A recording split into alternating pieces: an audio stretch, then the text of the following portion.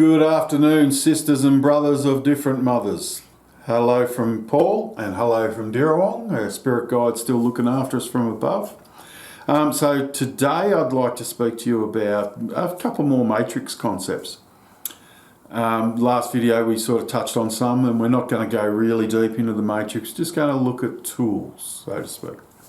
And the tool that I'm going to offer first of all today is In Lak Esh.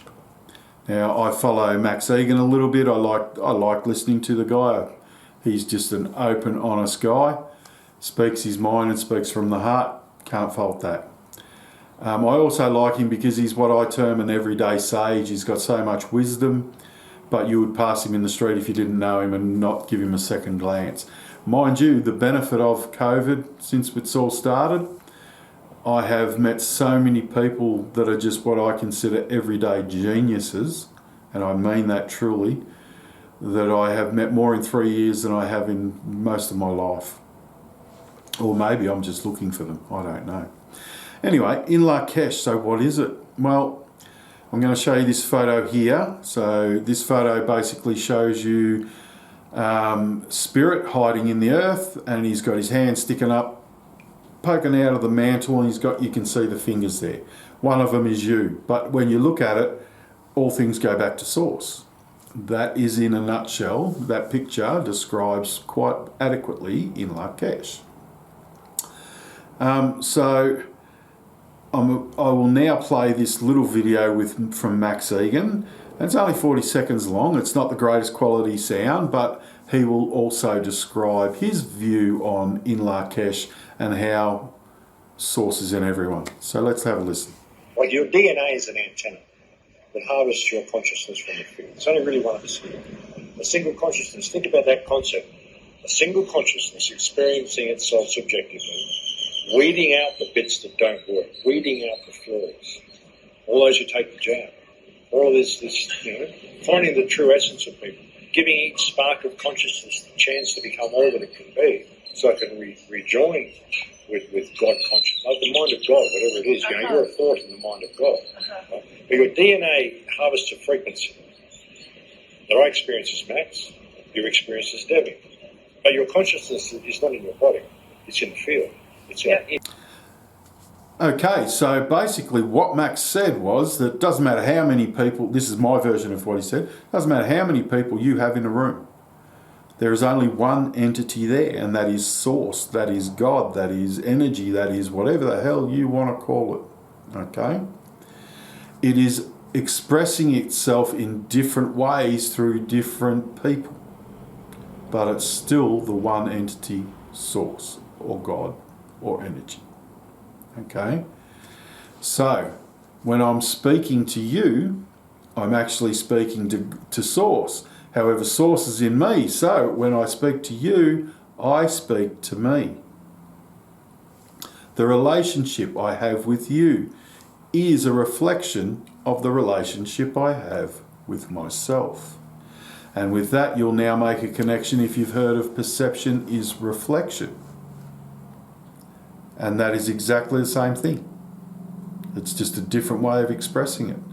So if you're into the psychology, that's what you would have heard. 101 psychology, perception is reflection. Not that I'm a psychologist, but I have looked at that concept. If you're a Christian, you may know this as love thy neighbour as thyself. It's the same thing, all three of them.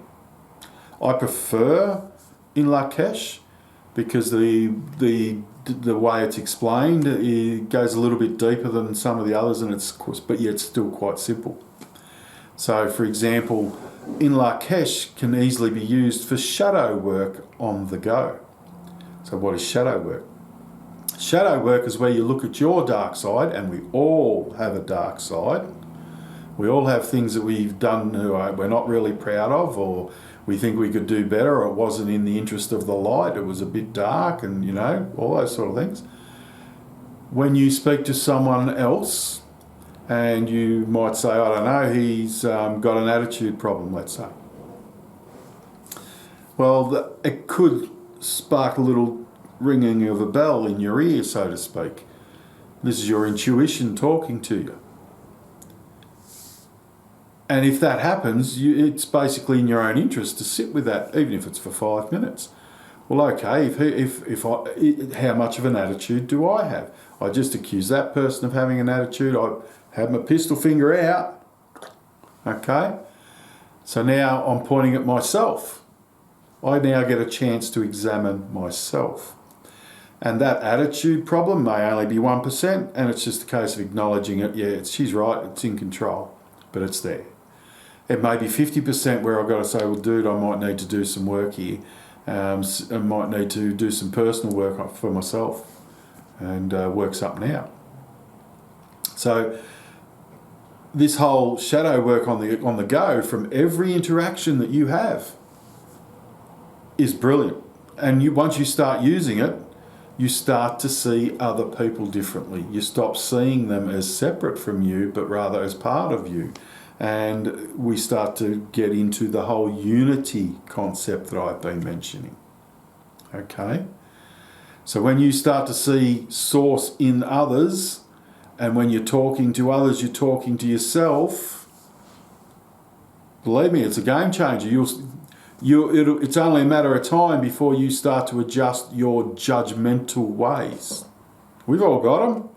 I've got them. Still got them a bit, but once I started to practice In Lak Esh and started looking how that is a reflection of me, you stop wanting to judge. So it's just a very interesting tool. So anyway, let's move on from In Lak Esh and dealing one-to-one or one-to-many and how it's a reflection of yourself. And we'll go back to yin and yang. Now, I mentioned push and pull is related to yin and yang. Yin and yang is quite a big thing. It's light, it's dark, it's hot, it's cold, it's the sun, it's the moon, it's straight, it's bent. It goes on and on. Another one is it's push and pull. So, the universe, once you engage your mental faculties and put a thought out into the mental universe, it then starts to look to help you achieve whatever it is you wanted to achieve. So let's say it's a goal. And it's a down the track goal. It's not by lunchtime I'm going to do something. So it's a month away, let's say. As soon as you put that thought out there, the universe can't help itself. It's going to start giving you road signs and help and pointing you in the right direction. And we've all heard of the universe is helping. The universe is giving you signs. And that's great. It does. Okay? So the universe is pushing you in the direction you chose to go get the thing you said you wanted. However, with the other hand, the feminine hand, the universe is also trying to pull you off track. So it will try to distract you, try to entice you, try to lure you. As if to say, how serious are you about this goal? Do you really want it? Or is this shiny thing that you just saw going to make, ooh, shiny, shiny, and I've got to go chase it? And you can now incorporate In Lak Esh to help you recognize patterns. Now, we've talked about patterns before. So, what are these patterns that are coming back around that you maybe have not learnt the lesson correctly?